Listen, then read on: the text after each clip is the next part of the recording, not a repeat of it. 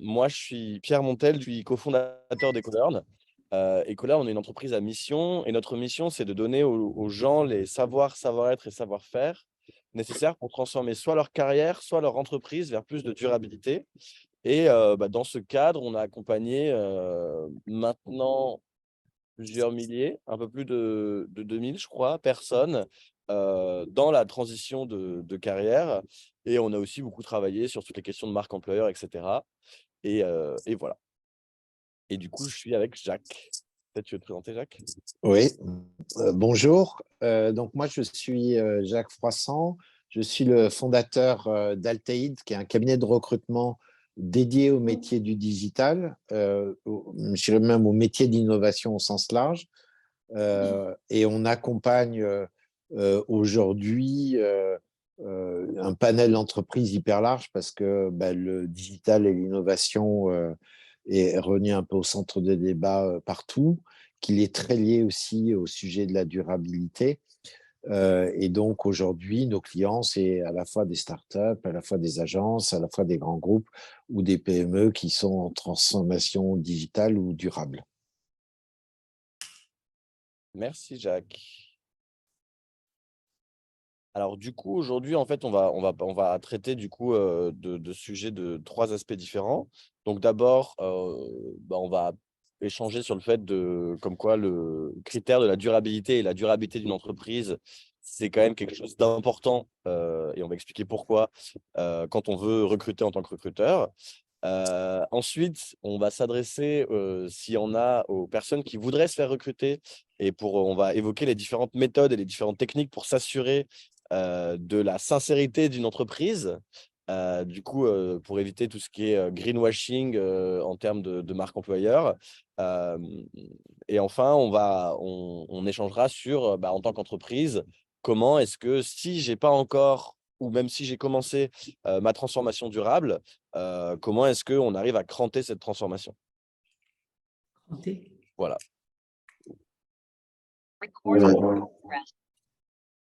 Alors, côté candidat et entreprise, nous, on a vraiment senti monter en puissance ce sujet du RS, ce qu'on appelle la RSE en entreprise, à la fois du côté des entreprises et des candidats. Aujourd'hui, quand on regarde un peu les chiffres, la durabilité, ça devient de plus en plus une priorité pour les entreprises. Si j'en crois deux études, une étude qui a été menée par IBM en 2020, qui constatait que 71% des consommateurs interrogés ont indiqué que la responsabilité des produits est très importante pour eux. On le voit bien, on fait de plus en plus attention à ce qu'on achète dans un supermarché, on regarde les étiquettes, des applis qui permettent aussi de donner leur score nutritif ou bientôt durable. Donc, c'est un vrai sujet. Et c'est un sujet qu'on va retrouver aussi dans une autre étude qui est une étude de HSBC, qui est un peu plus récente, qui précise que 24% des organisations interrogées ont investi dans le domaine de la durabilité avec en tête améliorer leur capacité à recruter et donc leur marque employeur. Et ils font pas ça, bien sûr, que pour améliorer leur capacité à recruter, mais c'est un aspect important. Et côté candidat, cette sensibilité que nous, on ressent fortement chez Alteid, elle se traduit aussi par des chiffres.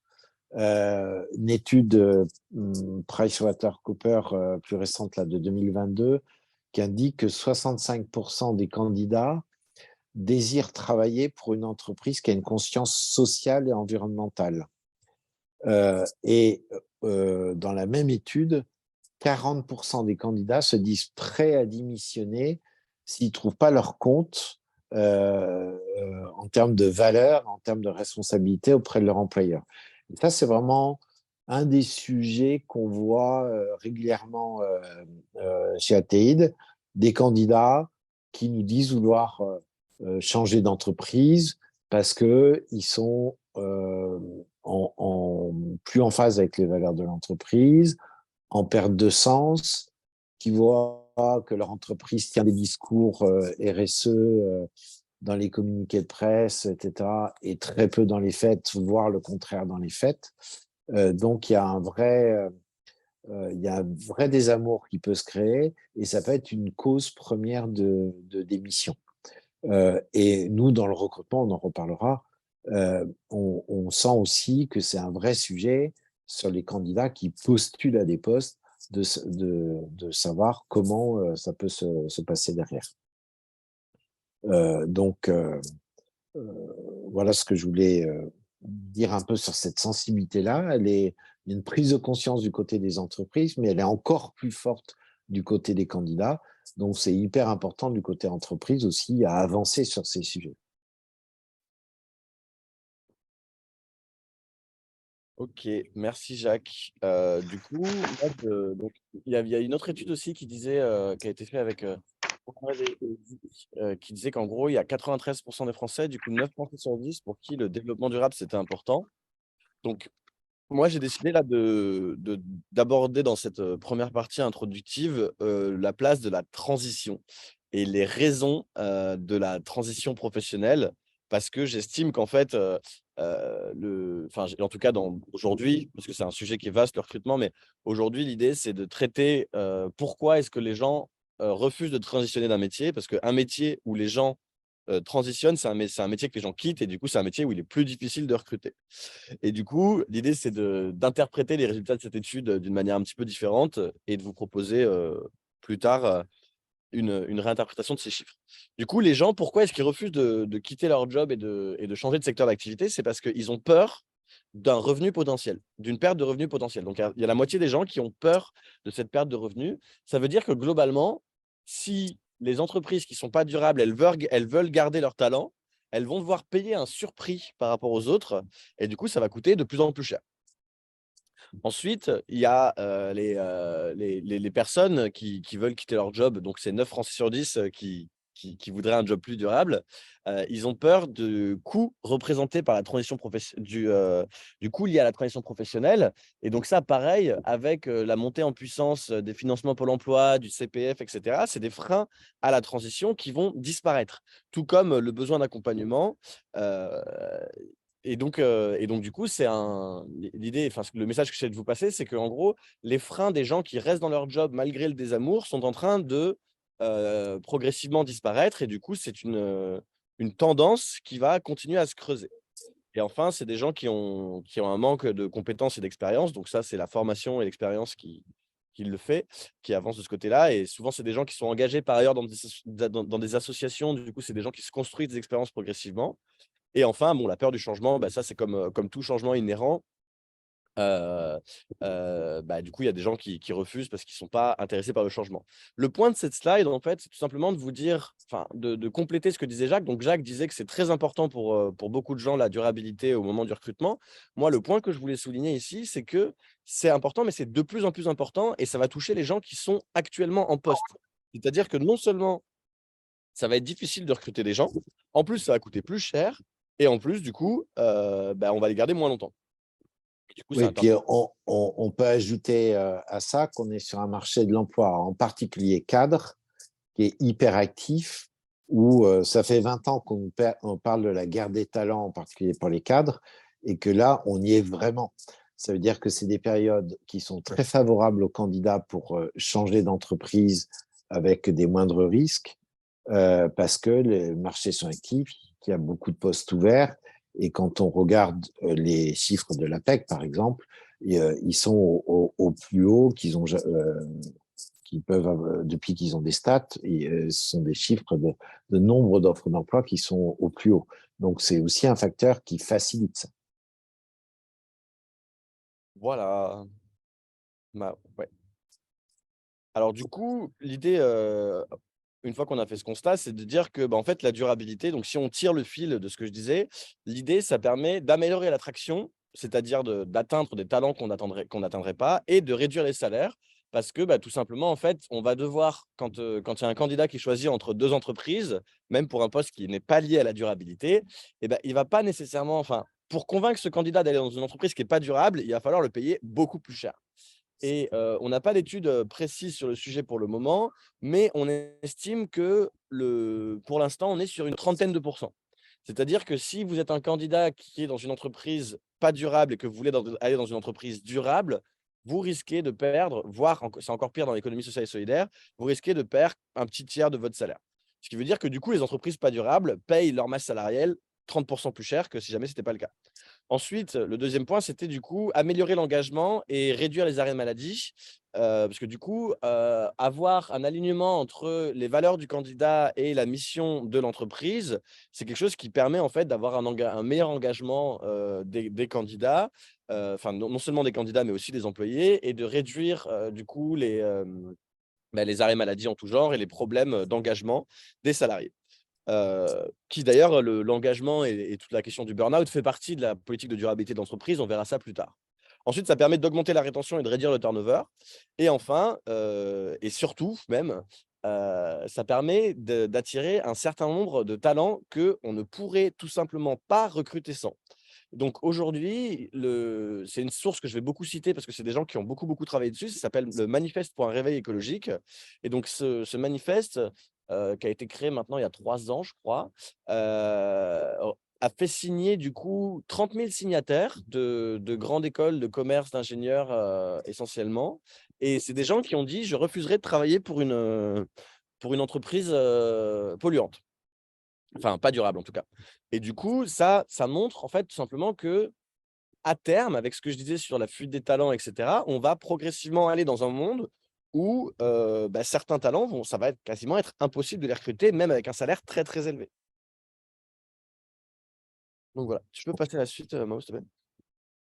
Et donc du coup, maintenant, on va, parler plutôt du côté,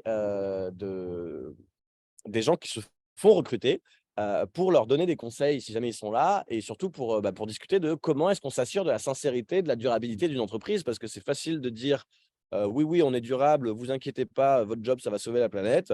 La question, c'est de savoir comment est-ce qu'on s'en assure en entretien quand on n'est pas, encore une fois, un professionnel de la durabilité. Alors du coup, l'idée, c'est de se poser les bonnes questions, en entretien vis-à-vis d'une entreprise. Alors là, je vais essayer de ne pas être trop long, mais en gros, la première question, c'est le sens. C'est-à-dire, à quoi sert le produit que je vais faire? Par exemple, si on prend un exemple, par exemple Pepsi. Pepsi, c'est une entreprise qui s'est donnée pour mission, enfin en tout cas le PepsiCo du coup, ils se sont donnés pour mission d'apporter du bonheur aux gens à travers des boissons gazeuses. Mais en fait, quand on y pense, c'est aussi ils apportent pas que du bonheur, ils apportent aussi des problèmes d'obésité, de diabète et cetera.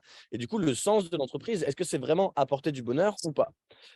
Et du coup, le sens et la finalité profonde d'une entreprise, c'est quelque chose qui est très facile à questionner parce que ça tombe sous le sens.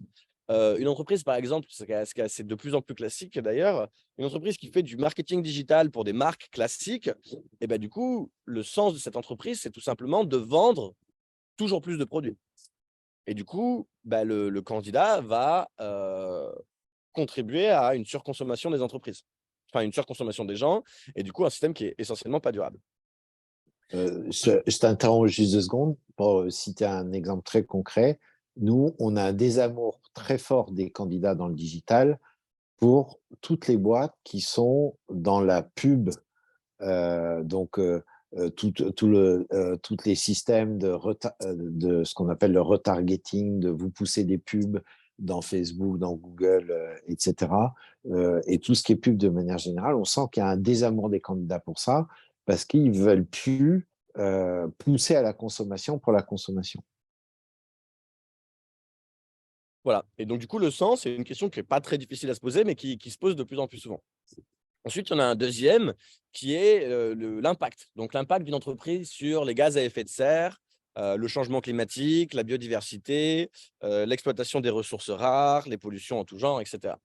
Là, par exemple, on peut prendre l'exemple de Total. Bon, bah, Total, ils ont pour mission de rendre l'énergie accessible et de donner, l'énergie accessible au plus de gens possible. Donc ça peut être louable au niveau du sens, mais en termes d'impact, ils ont un impact qui est dramatique, sur la biodiversité, sur les gaz à effet de serre et sur les différentes pollutions, quoi. Et du coup, les candidats sont de plus en plus,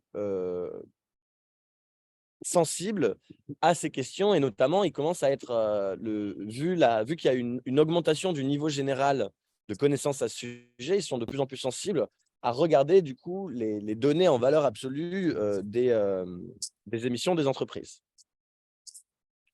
Voilà, et ensuite il y a la prise en compte des enjeux écologiques par l'employeur, donc c'est-à-dire comment est-ce que l'employeur, forme, ses employés?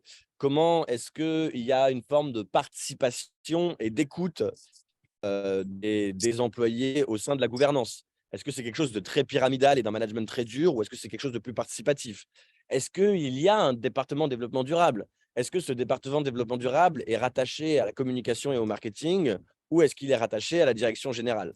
Et cetera, et cetera. Ensuite, il y a l'intégration des enjeux environnementaux dans la stratégie financière de l'entreprise. Là, par exemple, on peut citer, je ne sais pas si vous avez suivi, mais Danone avec, Emmanuel Faber qui avait une volonté de transformation d'entreprise assez ambitieuse et qui, s'est fait, remercier par ses actionnaires qui ont trouvé qu'il investissait trop dans la durabilité et trop dans le futur et pas assez dans le profit.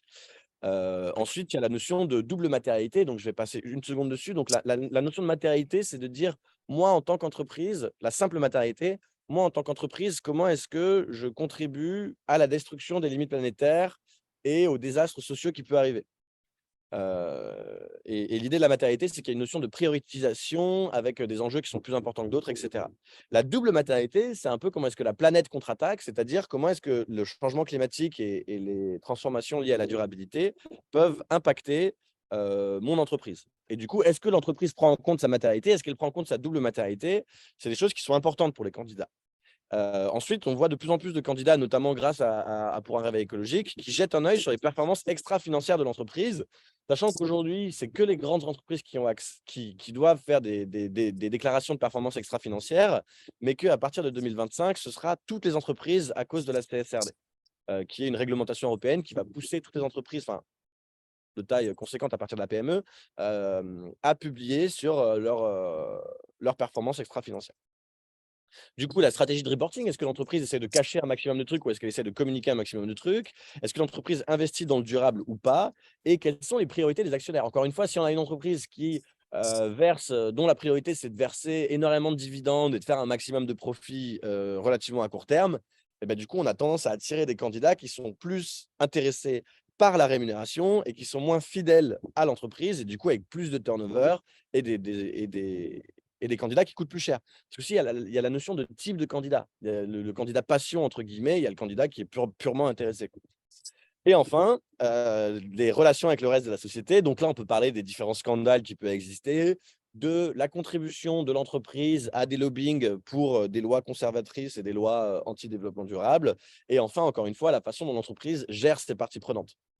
Typiquement, les exemples d'obsolescence programmée, c'est une preuve finalement de la part d'une entreprise du non-respect de ses clients. Et du coup, ça génère beaucoup de mal-être chez certains candidats qui peuvent se dire bon, ben, je travaille pour une entreprise qui est là pour flouter ses propres clients, alors que c'est quand même eux qui sont une des parties prenantes les plus importantes. C'est souvent assez difficile. Et donc voilà. Et donc sachez qu'il y a plusieurs associations, qui officient donc, chez les jeunes diplômés, dans les écoles et cetera, pour, apprendre justement aux jeunes salariés à poser ces questions, à naviguer la documentation. Je pourrais vous montrer après, si vous voulez, les différentes documentations qui peuvent exister, pour justement permettre aux candidats de naviguer sur la réelle, durabilité et sincérité de la stratégie durable de l'entreprise. Voilà. Est-ce que tu peux passer n'hésitez pas, pardon, Ouais. dans le chat, n'hésitez pas si vous avez des questions, hein, on y répondra, on reviendra plus tard, là-dessus. Alors, justement, du côté candidat, comment s'assurer de la sincérité d'une entreprise face à ses engagements durables? Euh, je l'ai mis entre guillemets parce que souvent la perception des candidats, c'est qu'il y a beaucoup de bullshit. Euh, alors, la perception du bullshit, elle est un peu variable. C'est clair que quand vous êtes une très grosse entreprise, euh, où je me souviens d'une discussion comme ça avec un RH d'une grande banque où il y avait 300 000 salariés dans l'entreprise.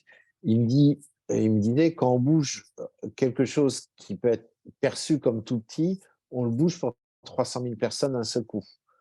C'est sûr qu'on ne va pas révolutionner l'entreprise d'un seul coup, mais à partir du moment où on est engagé et qu'on fait des faits concrets, on le fait sur énormément de personnes. Versus une petite entreprise, il peut y avoir 50 personnes qui est très engagée, mais ça ne touche que 50 personnes. Donc, faut essayer aussi de relativiser un peu cette perception de bullshit. Côté entreprise, il y a aujourd'hui 80% des entreprises qui publient désormais des rapports sur le développement durable. Alors, je pense que cette étude, elle porte surtout sur les grosses entreprises, ça ne tient pas compte des petites PME, mais c'est important de voir que la même étude KPMG réalisée en 93, c'était 12%.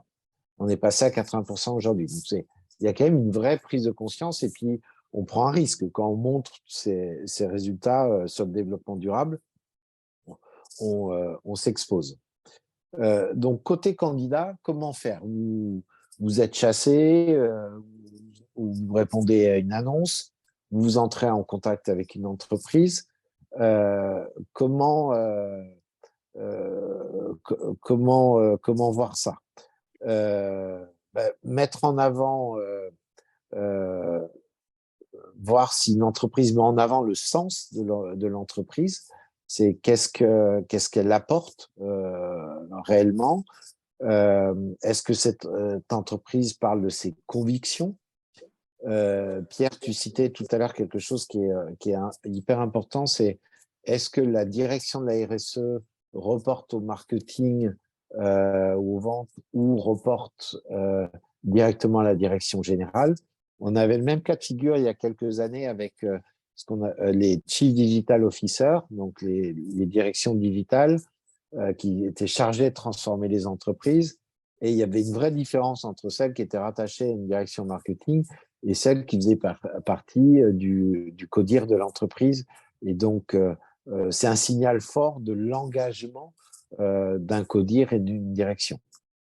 Et puis, côté candidat comme côté entreprise, c'est important d'avoir des exemples concrets. Donc, c'est important que l'entreprise cite des choses concrètes, des actions concrètes qu'on peut aller vérifier, on peut aller voir des articles, des vidéos. Et donc, en tant que candidat, vous pouvez vous renseigner là-dessus, voir. Et généralement, une entreprise qui est vraiment engagée, elle est plutôt fière de montrer les choses et donc elle les met en avant. Donc, vous appuyez là-dessus. Après, j'ajouterais une autre astuce, c'est aussi se servir de LinkedIn et regarder si vous connaissez des gens dans l'entreprise, peut être des anciens de la même école que vous ou autres, et aller les interroger directement sur ce qu'ils en pensent. C'est aussi, c'est un meilleur moyen aussi de savoir comment c'est vécu en interne dans l'entreprise. Merci Jacques. Du coup, si je peux résumer aussi sur donc où trouver des informations, donc tout ce que j'ai mentionné, du coup sur l'impact, le sens et cetera. Où est-ce qu'on peut trouver ces informations? Donc déjà, ce que disait Jacques, ce qui est hyper intéressant, c'est les échanges avec les employés. Parce qu'on peut avoir une entreprise qui est très polluante d'un côté, mais qui a une vraie volonté de changer. Parce que l'idée aussi, qui est important de garder à l'esprit pour les candidats, c'est que travailler pour une entreprise comme Patagonia, bah, qui est déjà durable, et cetera, c'est sympa. Mais comme disait Jacques, l'impact, il se fera sur la transformation des entreprises elles-mêmes. Et du coup, il y a des entreprises qui aujourd'hui sont pas du tout durables. Moi, je prends l'exemple, par exemple, Interface, qui était une entreprise qui faisait des tapis. C'était une industrie extrêmement polluante et elle est devenue la meilleure de son secteur. Et du coup, échanger avec les employés de manière, enfin, sans lien avec le recruteur, évidemment, ça permet du coup d'avoir des informations sur la sincérité réelle de l'entreprise et sur l'impact des employés et aussi bah, sur l'ambiance au sein de la boîte. Ensuite, regardez donc ça s'appelle la DPEF, c'est la déclaration de performance extra-financière ou le rapport développement durable ex-rapport RSE. Donc là, il y a tout ce que fait l'entreprise. Donc, c'est un peu rébarbatif parce que c'est un peu long, mais ça permet d'avoir idée des différentes actions que fait l'entreprise.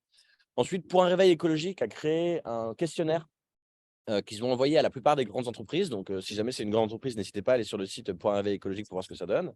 Il y a un document qui s'appelle le document de référence, qui centralise tous les documents qui doivent être qui doivent être publiés par l'entreprise. Donc là, ça permet de voir qu'est-ce qu'elle fait réellement.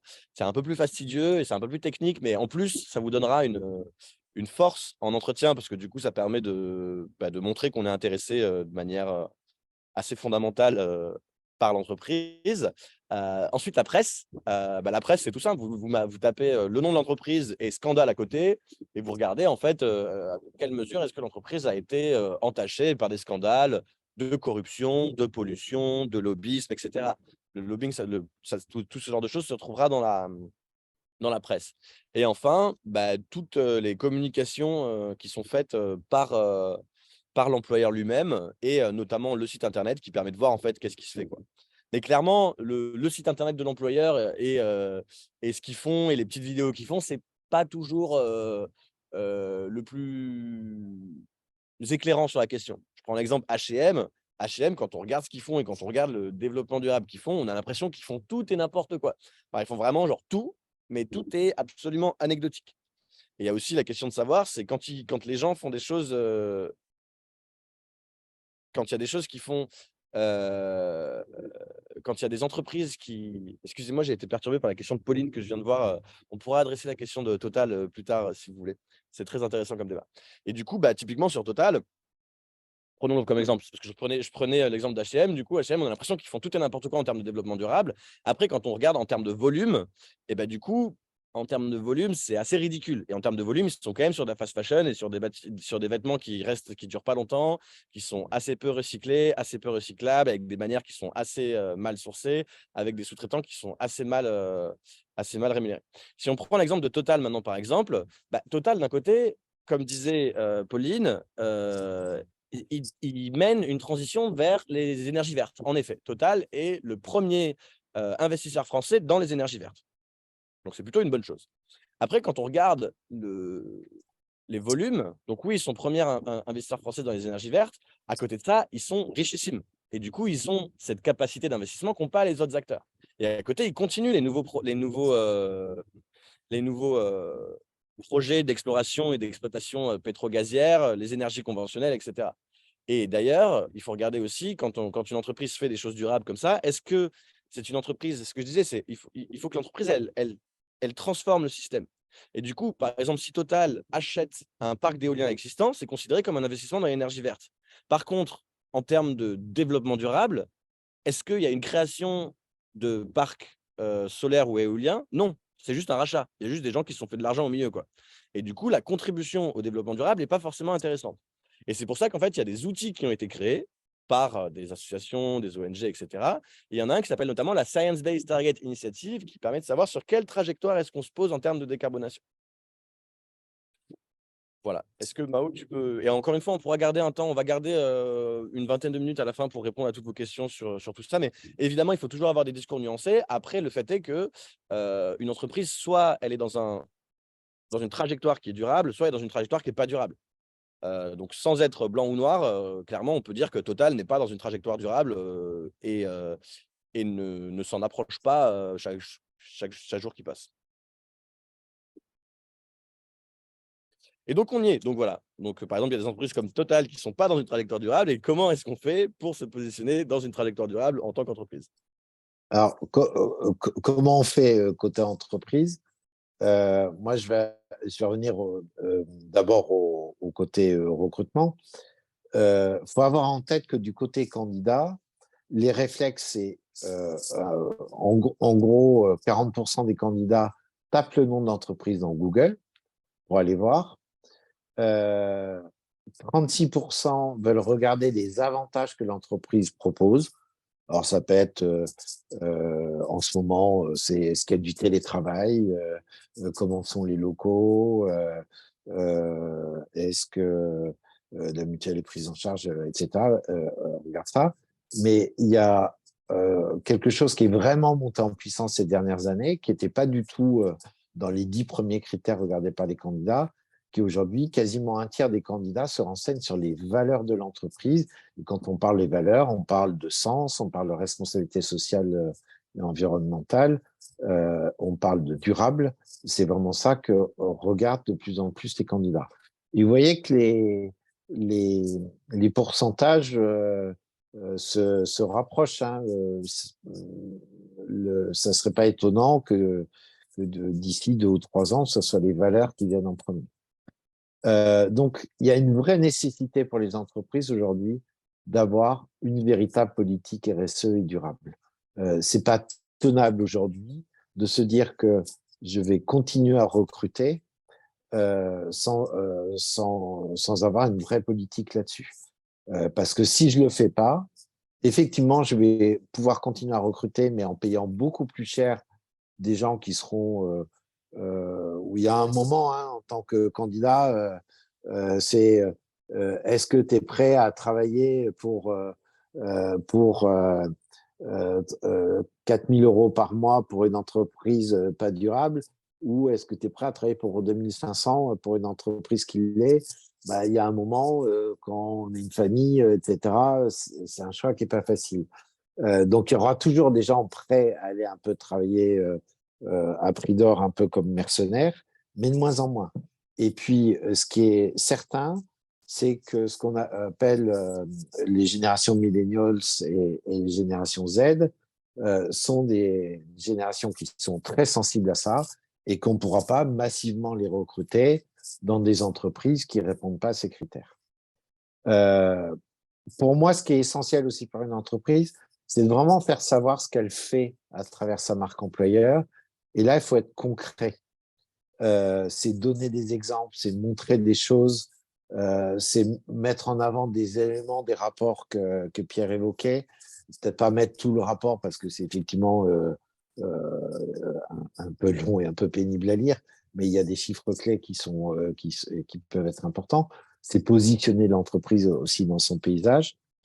Et la troisième chose qui est absolument nécessaire pour moi, c'est que ce que vous voulez montrer à l'extérieur, ça doit être le reflet de ce qu'il y a à l'intérieur. Hein, quand on parle d'expérience candidat, bah, elle démarre d'abord par l'expérience employée. Est-ce que les employés sont engagés dans la démarche? Est-ce qu'ils ont suivi une formation chez Ecolern? Est-ce que est-ce qu'il y a une vraie prise en compte interne et pas juste des discours affichés? Euh, hein, on a tous connu, c'est passé de mode, mais d'avoir les 10 valeurs de l'entreprise affichées dans tous les couloirs de l'entreprise, sachant pertinemment que les 3 quarts de ces valeurs-là n'étaient jamais appliquées. Euh, donc, et engager ses employés, c'est former son management, c'est l'impliquer, c'est l'affaire de tous. Et ça, c'est vraiment une nécessité absolue sur laquelle j'insiste. Et je fais beaucoup de parallèles, moi, avec ce qu'on a connu avec la transformation digitale des entreprises, qui est très actée aujourd'hui, même s'il y a encore beaucoup de chemin à faire, comme dans le durable, dans certaines. Mais une entreprise ne s'est pas transformée digitalement tant que les managers et les employés n'étaient pas impliqués dans la démarche. Et pour l'entreprise durable, pour moi, c'est la même chose et il faut que tout le monde s'engage. Pierre, tu voulais. Ouais, ouais, bah, du coup, je vais rebondir. Mais en Mmh. effet, il y a cette notion de tout le monde qui doit être engagé pour la simple et bonne raison que bah, c'est une transition qui est holistique et systémique. Et donc, du coup, si c'est porté par, même si c'est porté par les bonnes personnes, j'ai vu tout à l'heure dans le chat quelqu'un qui disait que c'était porté par le CFO, c'est très bien, puisque du coup, ça veut, enfin, par la CFO, je crois que c'était, parce que du coup, ça permet de comptabiliser la valeur que peut avoir le développement durable pour l'entreprise. Mais si c'est pas porté par tout le monde, il peut y avoir des fois des conflits, en fait, avec une base d'employés qui veulent faire les petits gestes, qui veulent avancer à leur manière, qui traitent un peu le développement durable comme on pourrait le traiter dans une maison, réduire les déchets, et cetera, qui trouvent que la stratégie de la RSE d'entreprise ne va pas assez vite. Et à côté de ça, un niveau stratégique qui trouve que ces personnes-là sont trop engagées, sont assez bordéliques dans leur approche, ce qu'elles font ne compte pas réellement. Et donc voilà, il y a vraiment une importance pour éviter cette fracture au sein de l'entreprise, qui est vraiment une vision commune et partagée et une culture de la transformation durable à son rythme, encore une fois, parce qu'une entreprise, parfois, c'est des très grosses machines. Et donc, du coup, il faut qu'il y ait une culture qui soit partagée entre tout le monde. Et donc, du coup, qu'est-ce que peuvent faire les entreprises pour pour se positionner en tant qu'entreprise durable, d'abord, c'est ce qu'on disait sur réfléchir à leur mission. C'est-à-dire quelle est la mission de mon entreprise. Donc, en France, on a un statut qui s'appelle le statut de société à mission qui a été créé il y a quelques années. Bon, on n'est pas obligé d'avoir ce statut, même si c'est un statut qui est intéressant.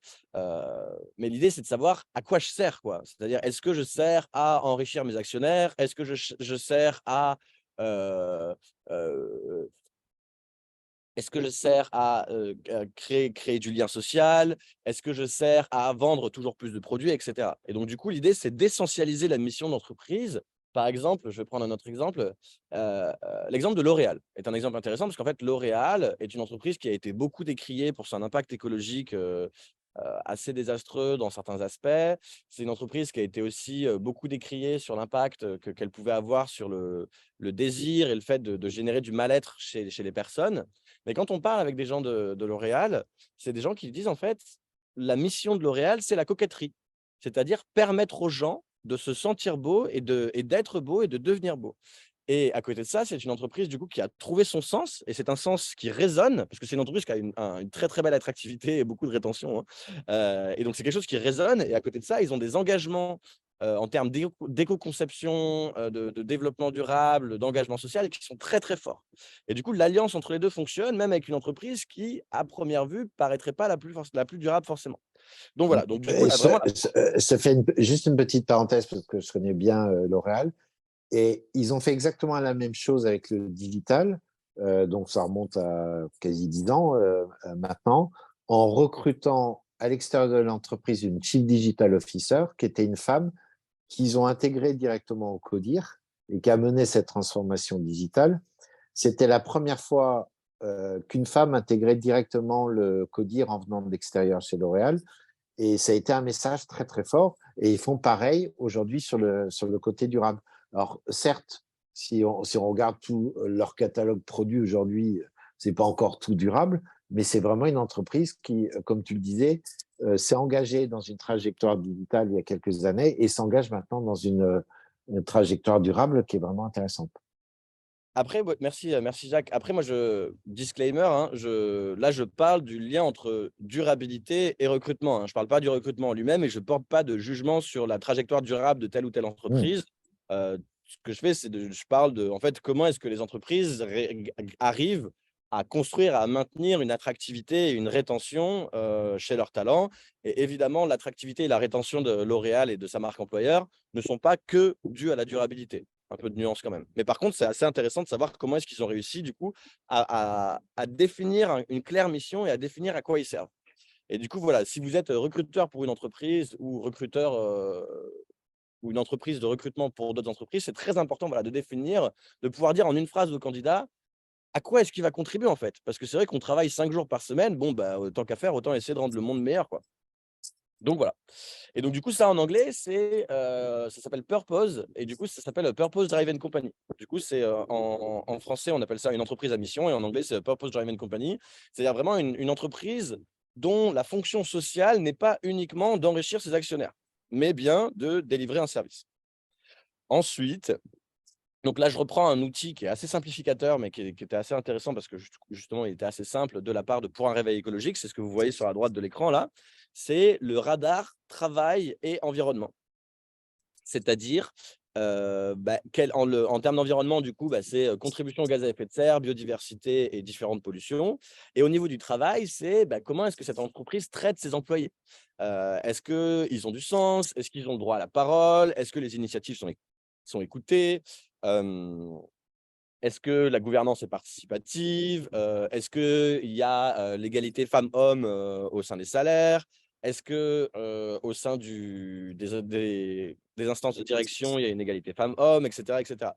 C'est des choses c'est des choses qui sont de plus en plus, voilà, qui se font de plus en plus. Je vais aller un petit peu vite. Donc ensuite, il y a, la direction développement durable. Donc ce que je disais tout à l'heure, c'est en gros, si vous n'avez pas de direction développement durable, je pense que c'est le temps d'en créer une. Ça peut se faire de manière très rapide, hein. Ça peut être, un décalage de direction, un décalage de responsabilité, mais voilà, il faut commencer quelque part.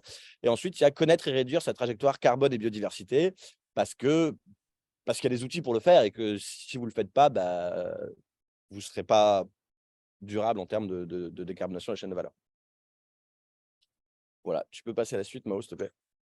Et donc, du coup, nous, chez Ecolearn, on a créé, du coup, je vais passer très rapidement pour arriver au débat assez rapidement, mais en gros, nous, on a créé des formations pour, du coup, cet aspect généraliste, comme la formation Manager la durabilité en entreprise, en fait, qui permet, du coup, en fait, d'adresser ces sujets, en fait, à l'échelle de la direction développement durable et des chargés de mission RSE. Est-ce que tu peux passer à la suite, Mao? Donc, c'est une formation assez holistique et opérationnelle. Ensuite, on a créé une autre formation, mais celle-là, c'est la formation historique qu'on a fait depuis 10 ans chez Ecolearn. C'est la masterclass direction développement durable. Et donc ça, c'est en gros, on forme les directeurs et directrices développement durable, et que ce soit des entreprises établies depuis longtemps ou des entreprises qui n'en ont jamais eu. On a récupéré des gens qui étaient directeurs, directrices générales de boîtes de PME, et ils se sont dit, bon, bah, c'est une entreprise, souvent, c'est des entreprises qui marchent bien. Ils se disent, bon, bah, mon entreprise, elle marche bien. J'ai des enfants, j'ai pas envie de laisser une planète détruite à mes enfants. Du coup, comment je fais pour pour rendre une planète plus vivable, quoi. Ensuite, Mao, sur les trajectoires carbone et biodiversité, bah, du coup, tout simplement, on a fait des formations sur comment manager la décarbonation d'une chaîne de valeur. Et d'ailleurs, dans ce cadre-là, parce que je sais qu'il y a quelqu'un qui évoquait, j'espère que la personne n'est pas partie, on évoquait Total. Sachez que Total, c'est notre cas de fin. Et du coup, sur donc c'est Managing Stratégie Climat, on apprend donc qu'est-ce que c'est que le changement climatique, quel est le rôle des entreprises et comment est-ce que les entreprises peuvent construire une trajectoire carbone et comment est-ce qu'elles peuvent, enfin, d'abord la concevoir et ensuite la mettre en œuvre. Et dans ce cadre-là, on fait un cas fictif à la fin, du coup, d'une personne qui serait en fait responsable climat de chez Total et qui devrait organiser la décarbonation de cette entreprise. Donc, comprenez bien qu'on a eu beaucoup de, de corrections sur ces cas, parce qu'il y a beaucoup de gens qui ont suivi cette formation. Et donc, on a bel et bien un point de vue assez nuancé sur le sujet. Et d'ailleurs, je suis très ouvert au débat si jamais vous voulez en discuter, si la personne est toujours là. Voilà, peut-être Mao, tu peux passer à la fin. Et maintenant, je vous propose de répondre à vos questions si vous en avez. Et peut-être Mao, tu peux nous les dire s'il y en a que j'ai raté pendant la présentation. Yes, bien sûr. Alors, du coup, on avait une question par rapport au tout début, par rapport à ce que tu présentais. Voilà, il y a quelques slides. Hop, je remonte histoire que tout le monde puisse voir. Par rapport à la peur de perte de revenus. Voilà, il y avait Johanna qui se posait la question de savoir si c'était uniquement lié au métier de la RSE ou si c'était également lié à tous les autres métiers. Alors, ouais, bien Oui, sûr, vas-y, je t'en prie. en fait, c'est lié à tous les autres métiers. Une entreprise qui est peu attractive, le moyen de continuer à recruter, c'est de mieux payer. Donc, effectivement, ce n'est pas lié juste au métier de la RSE, c'est lié à l'ensemble de ces métiers. Mais il faut savoir que c'est une politique qui est très court terme, qui va permettre de recruter à un moment des gens qui sont un peu moins sensibles au sens, etc. Mais ils en auront de moins en moins. Et puis un jour, ça devient plus tenable. Et donc, c'est pas parce qu'on achète les gens à prix d'or qu'ils vont vouloir travailler pour tout et n'importe quoi. Nous, on sent très fort au niveau du recrutement. Par exemple, on a très clairement aujourd'hui des candidats qui sont en recherche qui nous disent je ne veux pas travailler pour la finance, je ne veux pas travailler pour les pétroliers, je ne veux pas travailler pour le monde du vœu, je ne veux pas travailler, etc. Il nous faut une liste comme ça parce que c'est des entreprises où le sens, les valeurs leur vont pas. Donc, il ne faut pas se méprendre effectivement sur… et à l'inverse, une entreprise qui devient durable, c'est pas pour ça qu'elle va chercher à moins payer les gens. Elle va les payer au prix du marché, mais elle va les attirer beaucoup plus facilement. Elle n'aura pas besoin de faire de surprimes pour les prendre. Et moi, je vais rebondir sur ces deux choses. Donc, par rapport D'abord, je vais rebondir sur le deuxième point qui était sur le payer les gens. En fait, payer les gens correctement, ça fait partie de la politique de durabilité d'une entreprise. Donc, on parlait d'égalité salariale entre les femmes et les hommes, mais c'est aussi c'est ce qu'on appelle le juste partage de la valeur, c'est-à-dire l'écart de salaire entre le plus bas salaire et le plus haut salaire, le juste rapport de la rémunération entre la valeur créée par le salarié et la valeur qui l'en touche, c'est des choses qui font partie de la durabilité. Alors, c'est des choses qui sont beaucoup, beaucoup plus confidentielles parce que les salaires sont très souvent confidentiels, donc c'est des choses qui sont sous-adressées. Mais par contre, ça fait partie de l'idéologie de la durabilité. C'est ce qu'on appelle, et cette partie-là, se trouve dans le juste partage de la valeur. Ensuite, sur la question salariale, c'est assez intéressant parce que la dynamique sur les salaires est exactement la même dynamique que sur les cours de l'action. Et c'est intéressant parce que les 2 ont été étudiés, ils ont fait des rapports entre les 2. Par exemple, si vous prenez, ce que disait Jacques sur les gens qui vendent du tabac, les entreprises qui vendent du tabac, les pétroliers, voilà. C'est des entreprises de l'alcool, de la pornographie et cetera.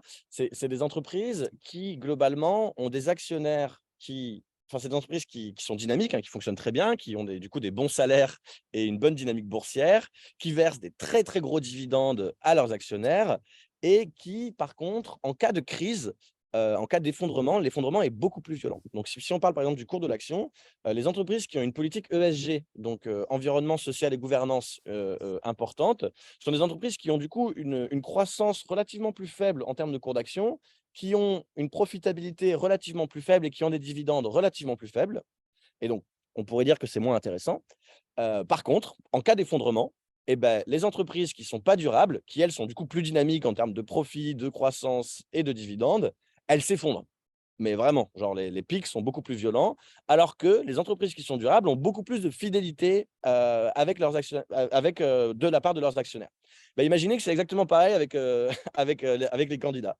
Du coup, si jamais on est une entreprise qui est polluante, du coup, bah, il faut payer les gens plus cher, il faut trouver plus de gens, et globalement, c'est des gens qui sont moins fidèles, quoi.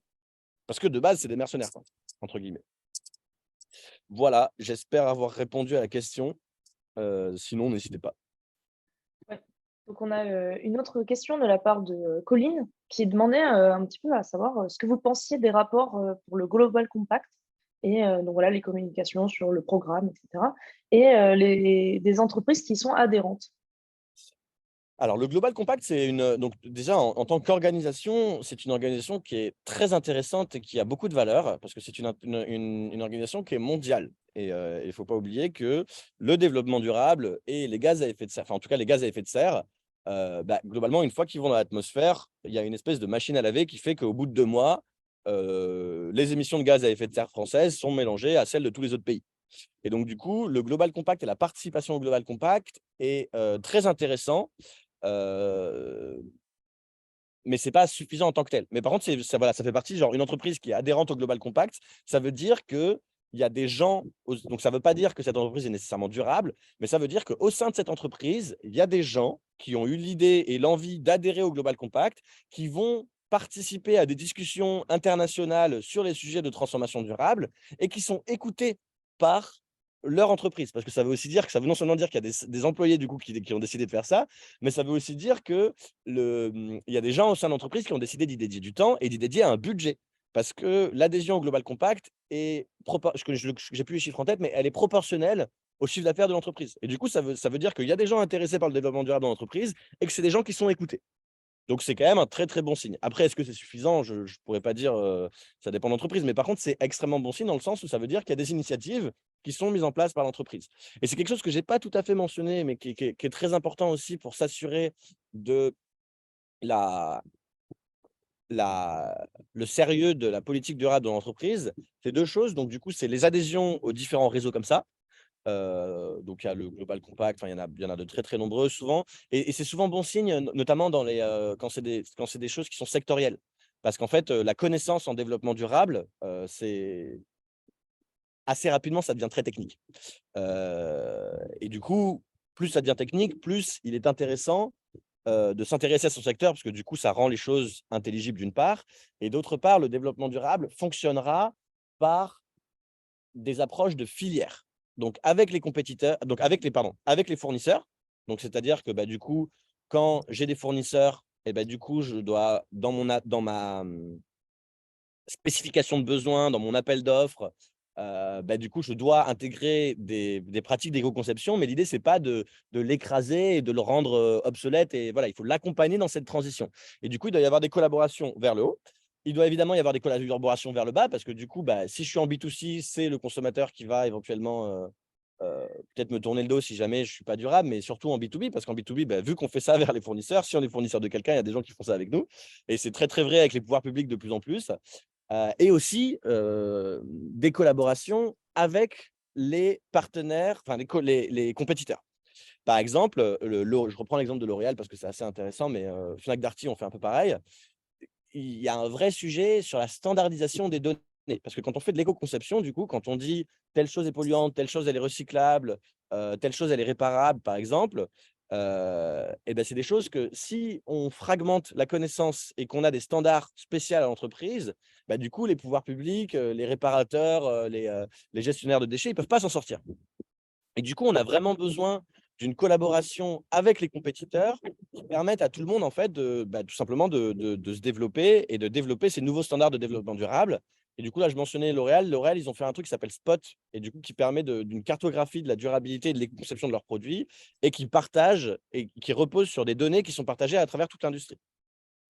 Donc, voilà. Je me souviens plus de la question. Est-ce que j'ai bien répondu à la question? Il y avait une autre, je reprends sur la question d'Éléonore, parce que c'est vrai qu'elle c'est une question qui est un peu, qui repose un peu sur quelque chose d'injuste. Donc Éléonore Claire qui disait: «Je ne comprends pas pourquoi travailler dans une entreprise plus durable, dit un salaire plus bas. Quel est le rationnel derrière?» En fait, c'est un rationnel qui est bête et méchant, c'est le marché. Le marché est un mécanisme économique, dans le capitalisme, dans le monde capitaliste dans lequel on vit. C'est-à-dire que plus il y a d'offres, et moins il y a de demandes, plus il y a une baisse du prix. Et plus l'offre est rare et plus la demande est importante, plus il y a une augmentation du prix. Et du coup, bah, si j'ai un poste avec beaucoup de candidats, parce qu'on disait qu'un poste durable, ça attirait beaucoup de candidats. Si j'ai un poste avec beaucoup de candidats, bah, si j'ai un candidat qui me dit je veux plus, et que derrière j'ai 10 autres candidats, bah, je vais lui dire bah, désolé, c'est pas possible, quoi. Si jamais j'ai un seul candidat et qui me dit je veux plus, et que ce candidat est vital à la survie de l'entreprise, je caricature un petit peu, hein, et bah, du coup, c'est beaucoup plus difficile. Et donc ça, c'est un mécanisme qui est pas très juste, mais qui fonctionne comme ça.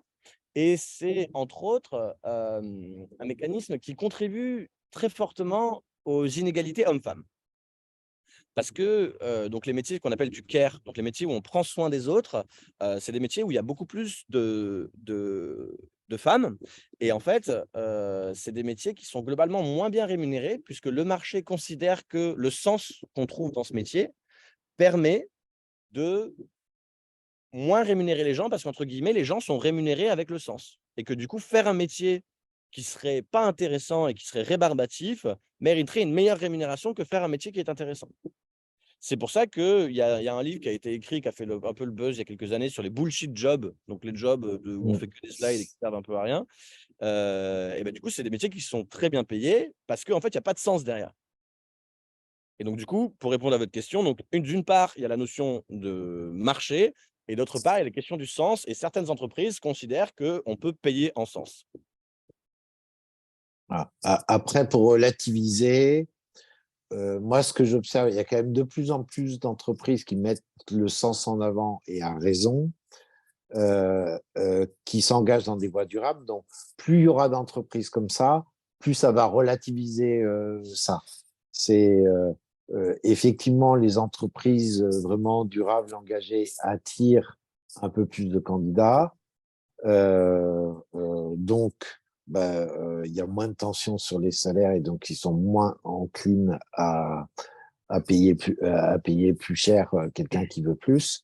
Mais c'est en train de, ça va vite se moduler ça. Mais c'est une histoire de marché, comme tu disais. Voilà, est-ce que vous avez d'autres questions? Je vois que Pauline a demandé le nom des sources à consulter pour vérifier la crédibilité des ambitions RSE des entreprises.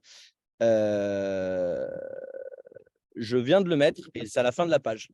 Donc c'est moins, voilà, vous verrez. Voilà, est-ce que vous avez d'autres, questions? Oui, On avait Carole. Ah une oui, pardon, attendez, parce que je réponds à la question de Carole parce que c'est hyper intéressant. Donc oui, moi donc dans le cadre d'Ecolearn, du coup, moi j'accompagne mon métier en tant que directeur pédagogique, c'est d'accompagner les gens dans la transition de carrière. Et oui, les femmes, il y a vraiment des questions de genre dans le sens où, quand on vend une formation, par exemple, quand il y a quelqu'un qui vient nous voir pour une formation, heu Quand c'est un homme, il faut toujours l'écouter pendant 20 minutes, à quel point c'est un expert, avant qu'il puisse admettre que peut-être il a envie ou besoin de se former. Quand c'est une femme, on doit les pousser à se mettre en avant et à vraiment prendre l'espace qu'elles méritent et prendre l'espace de tout ça. Donc, c'est vrai que les femmes, c'est une question de genre, hein, je suis désolé de ça, mais c'est parce on est éduqué depuis qu'on est bébé comme ça. Et donc, oui, les femmes ont beaucoup plus de mal à négocier que les hommes, et elles ont beaucoup plus de mal à se mettre en avant, et elles ont beaucoup plus de mal à, ouais, c'est ça, à se mettre en avant et en fait à admettre leur expertise. Et donc, ça fait partie des écarts de rémunération. Il y a un article du Monde que je vais essayer de retrouver, que Mao pourra envoyer dans le mail de retour, qui explique du coup comment est-ce que cette, cet écart de comportement entre les femmes et les hommes commence dès la crèche, en fait, dans notre éducation, et explose à partir de la licence. Et en fait, du coup, cet écart de comportement, donc au début, les femmes sont globalement meilleures élèves jusqu'à la licence.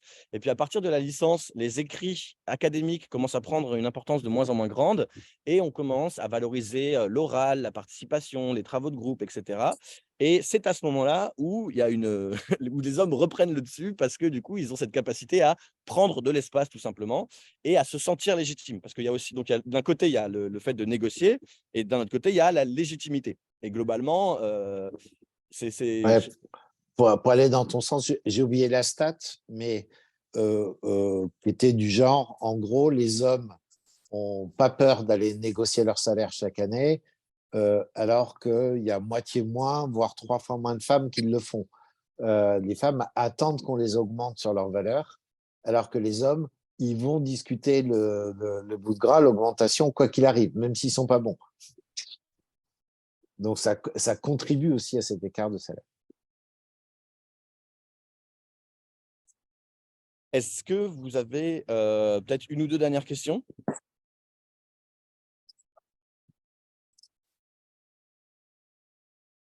Non? Alors, Donc, on avait une Non, c'est question. bon. ouais. On avait une question de la part de Géraldine qui était plus axée pour Jacques, qui se posait la question de comment est-ce que vous avez intégré la RSE à votre approche client et à votre offre.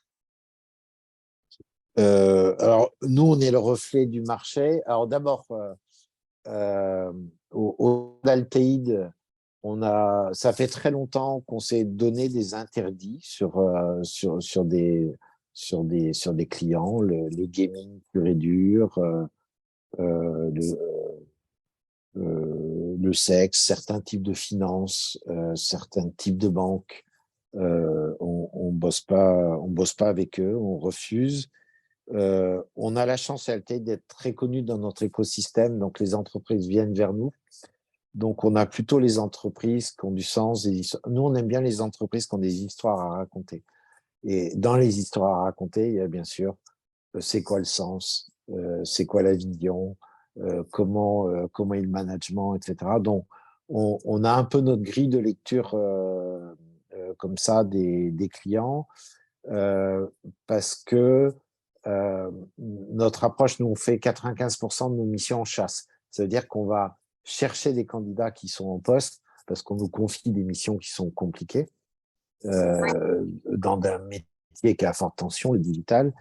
Et si vous n'avez pas d'histoire à raconter à un candidat qui est en poste, c'est difficile d'aller le capter, de lui dire c'est peut-être le moment d'aller voir ailleurs, on a une belle opportunité. Il faut qu'il y ait une histoire avec, il faut qu'il y ait du sens, il faut qu'il y ait des valeurs, il faut qu'il y ait une qualité de management. Donc on est très attentif à tout ça naturellement.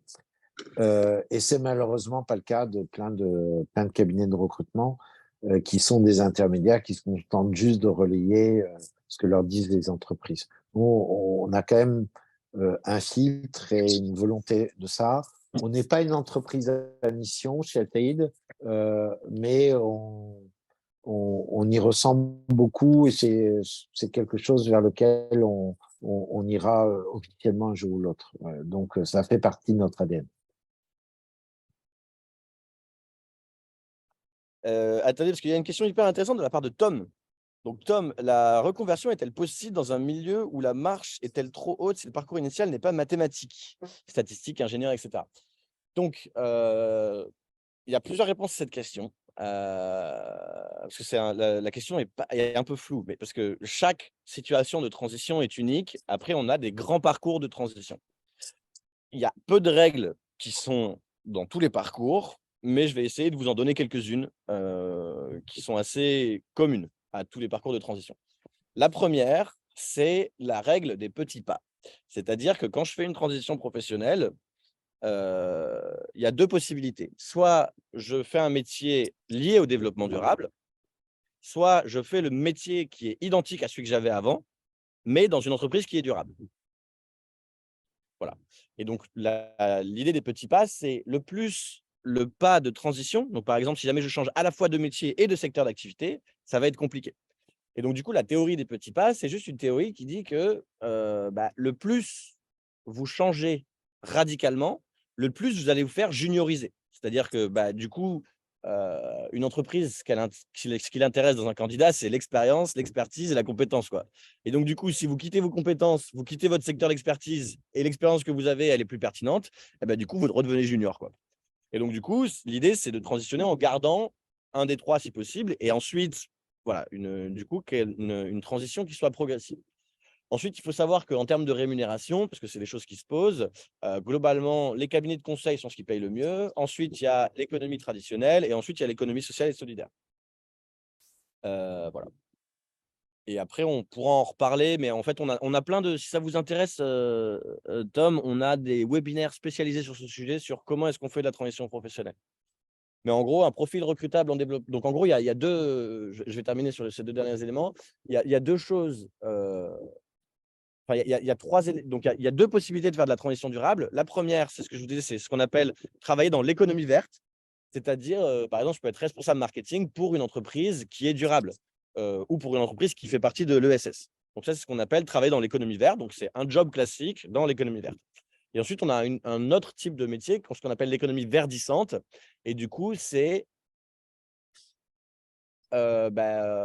chargé de mission décarbonation de la chaîne de valeur, responsable biodiversité, responsable développement durable, directeur développement durable, etc., dans une entreprise qui elle-même n'est pas durable. Et là, du coup, on travaille sur comment est-ce qu'on shift cette entreprise pour qu'elle redevienne durable.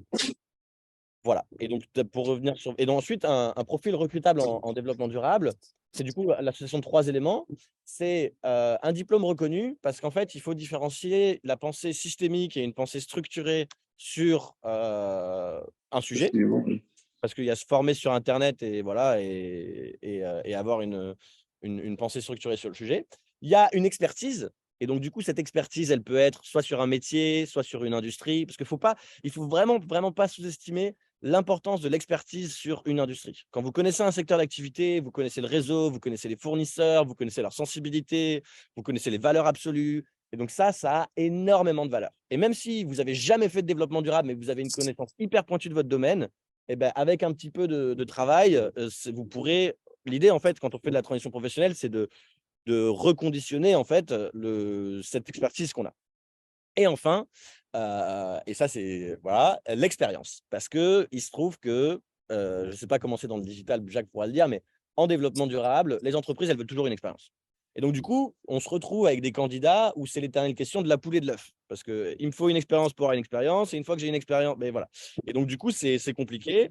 Et il y a de très nombreuses techniques et stratégies qui existent pour se créer cette première expérience. Mais encore une fois, c'est très important, quand on fait de la transition professionnelle, d'avoir un plan à, disons, 5 ans, parce que le pic de votre attractivité, il sera entre 3 et 5 ans. Et du coup, pendant ces 3 premières années, il va falloir peut-être faire des sacrifices, que ce soit en termes de niveau de responsabilité, niveau de rémunération, secteur d'activité, radicalité de la transformation. Pourquoi? Parce que en fait, pendant ces 3 premières années, il faut se construire une attractivité. Et donc, du coup, si jamais vous visez directement le poste que vous voulez alors que vous êtes en transition, la difficulté avec ça, c'est que vous risquez de vous décourager. Vous risquez de revoir vos ambitions à la baisse alors que vous ne le méritez pas. Vous risquez de vous prendre pas mal de portes fermées, ce qui est assez désagréable. Voilà. Donc, moi, je recommande vraiment d'essayer enfin, encore une fois, hein, j'ai accompagné plein de gens là-dedans et c'est vraiment toutes ces expériences humaines qui m'ont fait dire ça. C'est qu'il ne faut pas hésiter à vraiment penser comme un escalier et à revoir ses ambitions à la baisse, peut-être, hein, ça dépend de votre profil, encore une fois. Euh, Dans un premier temps, pour monter. Vas-y, Jacques.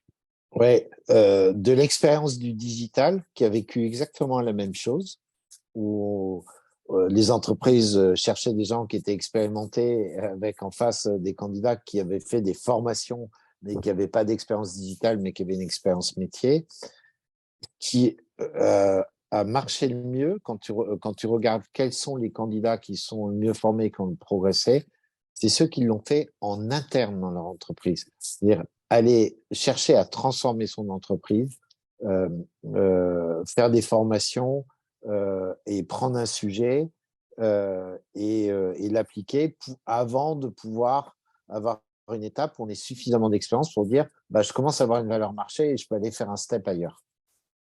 Merci beaucoup, Jacques. J'avais oublié qu'on parlait à des recruteurs aussi, parce que là, je parlais côté candidat. Et c'est vrai que du coup, moi, à des recruteurs, si je peux vous donner un conseil, c'est voilà, n'hésitez pas à donner sa chance à des gens qui n'ont pas nécessairement cette première expérience. Et en effet, tout particulièrement quand c'est des gens qui sont dans l'entreprise. Parce que des gens qui ont l'envie de transformer une entreprise de l'intérieur, du coup, c'est vraiment du recrutement en interne. C'est quelque chose qui a énormément de valeur. Parce que je parlais de la valeur que pouvait avoir l'expertise et la connaissance d'un secteur d'activité, ce qui est vrai, hein, mais la connaissance d'une entreprise, c'est encore plus important. Parce que du coup, je connais les rapports de force, je connais les relations entre les gens, je sais ce qui marche pas, je connais les situations de transformation, etc. Et donc voilà, c'est vrai que le recrutement interne, d'une part, et la capacité de donner sa chance à des nouveaux entrants, c'est des choses que personnellement, je ne peux que recommander. Après, je sais que c'est difficile. Enfin, je sais pas, je connais assez peu l'audience que vous êtes, mais je sais que quand on est recruteur externe, on a souvent des cahiers des charges qui sont difficiles de la part de nos clients. Donc, c'est des choses qui sont pas faciles, mais c'est vrai que Jacques a raison, hein, la fidélité et l'efficacité qu'on peut avoir de quelqu'un qu'on a en interne ou la reconnaissance d'avoir quelqu'un à qui on a donné sa chance et à qui on insiste, en fait, on explique à cette personne qu'on est en train de lui donner sa chance, et bah, du coup, ça permet de soulever des montagnes et d'avoir un engagement qui est juste fabuleux, quoi. Donc moi, je recommande. Mais après, je sais que du point de vue des gens qui se font recruter, souvent, c'est pas le cas. Et là, s'ils sont obligés de faire des espèces de rebonds pour arriver où ils veulent. Mais sachez que si tous les recruteurs avaient un petit peu plus de confiance envers la capacité de ces gens-là et arrivaient à construire une relation durable avec eux, bah, ça éviterait ces problèmes et je pense que ce serait bénéfique pour tout le monde. Donc vraiment, je vous engage à faire ce que disait Jacques, c'est-à-dire d'abord recruter en interne Ouais. et peut-être potentiellement donner sa chance à des personnes qui sont en transition. Encore une fois, des gens qui sont formés, qui ont une démarche, parce que l'expérience, elle peut prendre plein de formats différents. Nous, par exemple, chez Ecolearn, on fait de l'apprentissage par l'action, c'est-à-dire que sur chaque leçon, il y a 5 modules, et le cinquième module de chaque leçon, c'est un module qu'on applique. Et donc, c'est des gens qui appliquent ça dans des associations, dans les entreprises des amis, dans les entreprises du réseau, etc., pour mettre ça en place. Voilà, ben, moi, je lutte pour faire reconnaître ça par les recruteurs, parce que c'est des choses qui ont de la valeur, c'est des choses qu'ils ont fait. Après, est-ce qu'il y a eu un contrat de travail? Pas forcément. Et donc, voilà, il ne faut pas oublier que l'expérience aussi peut venir de très nombreux lieux. Par exemple, l'engagement associatif, ça prouve d'une capacité de la personne à se mobiliser, ça prouve d'une motivation, ça prouve d'une conviction. Donc, faut pas hésiter aussi, si jamais l'expérience est importante pour vous, à lire la multitude d'expériences qu'il peut avoir. Parce qu'on cherche tous le mouton à 5 pattes, hein. Il faut pas, moi, ce sera ma conclusion de recruteur, il faut pas recruter des moutons à 5 pattes parce que quand tu veux les faire courir, ils s'en mêlent les pattes. Donc, vaut mieux des moutons à 4 pattes avec une tête bien faite. Et donc, là, on est en plein dans notre sujet. Voilà, on a un petit peu dépassé le temps des questions. Est-ce que... non, pas de dernière question? Bah, merci beaucoup, merci à tous. Et Merci. puis, n'oubliez pas que vous pouvez retrouver donc, le replay du webinaire directement sur notre site internet ou par email que vous allez recevoir donc, d'ici quelques jours. Voilà. Merci beaucoup. Merci à tous. Merci, au revoir.